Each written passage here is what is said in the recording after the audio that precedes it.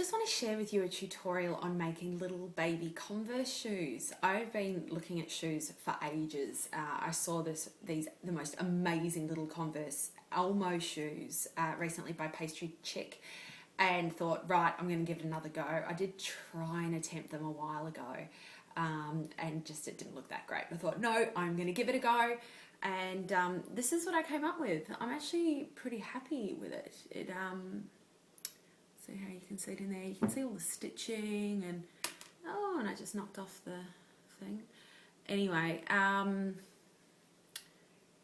just have to, that's fine to attach back. But yeah, really happy with it. It really wasn't that difficult. I will put a link to, there's a template to follow. I'll show you how to do it. It's not that bad. It's not as hard as I thought. So fantastic idea for a boy or girl's birthday cake. Christening cake, it's quite a popular thing. And it just looks really cute. So hope you enjoy it. Okay, I've started by cutting out my coloured fondant. This has been mixed with Tylo powder so that it hardens, which is definitely what you want. So I've started out and I've cut, this piece here, number 3. I've cut one of the soles and I've cut one of these. I'm going to cut another one just to, I know you're all smart enough to know how to cut. I'm just using a home knife. I don't have I guess you could use a Stanley knife. Some people have these really special X-Acto knife, but I don't really have anything fancy, so I'll just do the best I can.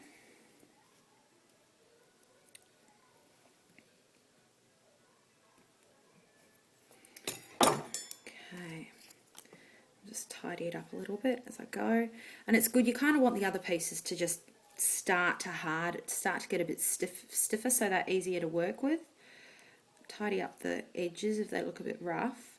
Okay, and with these two pieces here, you can see on this piece here that it it's got the little dotted lines. Now you can make those dots using I guess you could use it with the top of a modeling tool, toothpick maybe, just whatever you've got that you can make those dashes is great.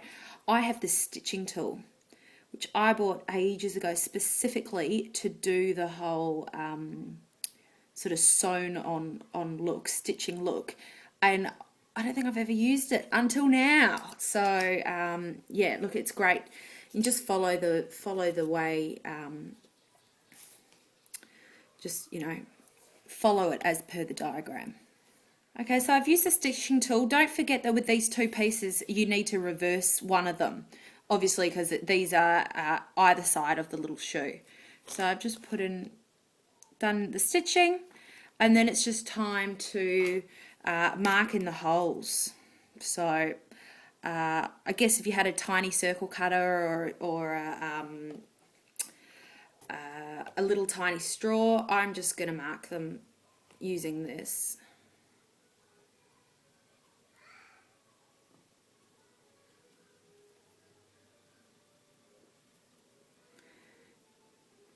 Do the same with a toothpick, just make the hole and then you can make it bigger yourself.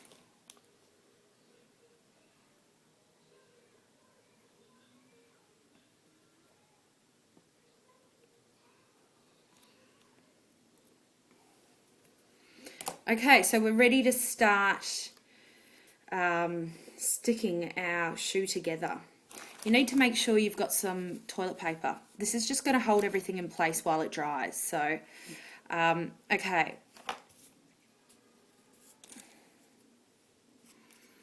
Start with the sole of the shoe, and then we're going to start with this piece, this is like the tongue of the shoe.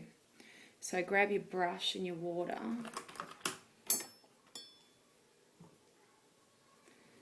Not too much water or glue, otherwise it's a bit hard. It starts getting really slippery. Just sort of stick that on.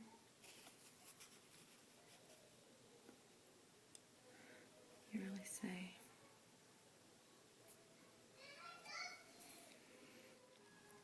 Just want to show you how it looks from that angle. So I've just sort of gently stuck it on. It doesn't matter too much about this because you're going to put your little white sort of strip around it. You just want to stick it, make sure you've got your support in place.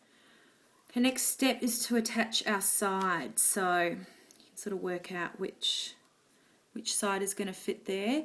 Really got to make sure your tongue is going to dry upright. So it's a bit easier once you get these sides in to do it. So really can't stress how important it is to not put too much water on this. You may need to gently stretch it out so that it's sort of, you know, the end of it needs to be meeting at the halfway point around the back of the shoe.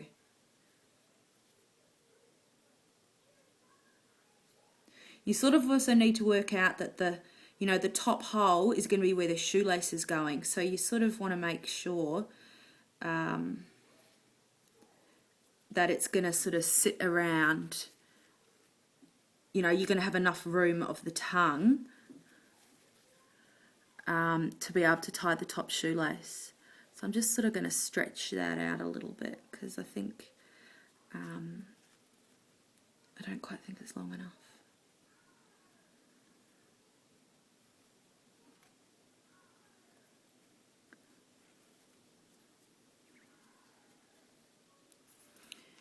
It's not really joined that well down there.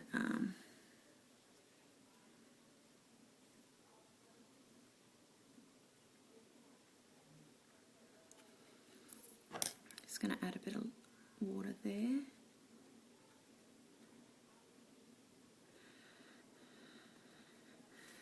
Okay. I'm going to attach the other side. I just want to show you what the back of mine looks like. Just going to sort of bring your fingers around to just, sorry if I'm creating a big shadow here.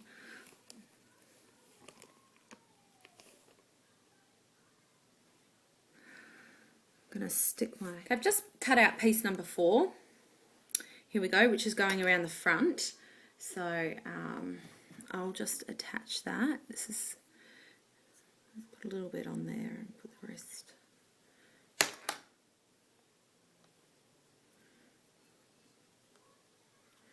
You want to make sure it's perfectly straight across here. That's sort of the most important thing. And then just sort of gently press it around.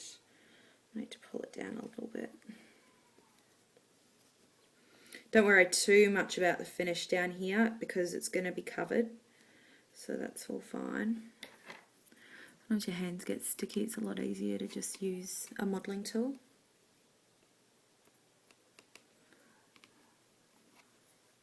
Okay, I've just cut out the 2 strips. It's strip, I think that one's 11 and this one's 6. You can see I cut them out a fair bit longer because I just found I needed the length. So it's much better to cut out a longer strip. You can always shorten it and cut it off. So start and attach this one first. The strip, obviously I've got my little imprint, my stitching tool on it as well.